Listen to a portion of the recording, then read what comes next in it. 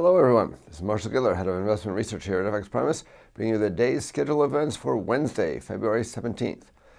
The day starts off at 9:30 GMT with the UK labour market report, which consists of average weekly earnings and the unemployment rate for December, plus the claimant count rate for January. The UK unemployment rate unexpectedly fell in November and is forecast to fall further in December.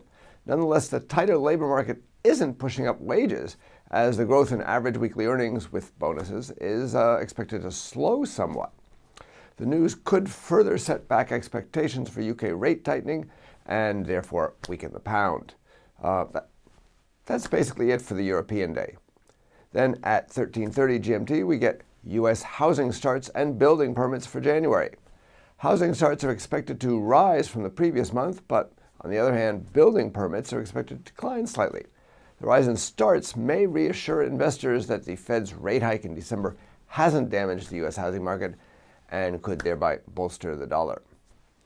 At 14:15 GMT, we get U.S. industrial production and capacity utilization for January.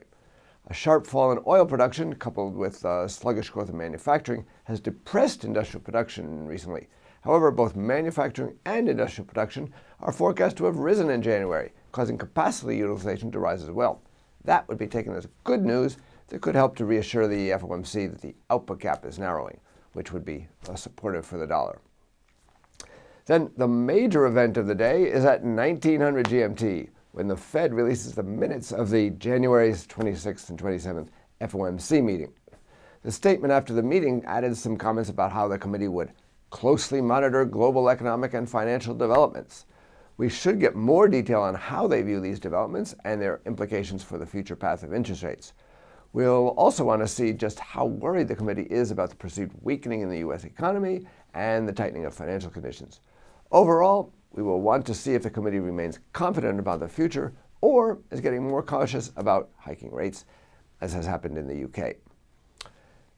Then overnight, Australia announces its employment data for January. The market's looking for a continued rise in employment while the unemployment rate is expected to remain unchanged, meaning a rise in the participation rate.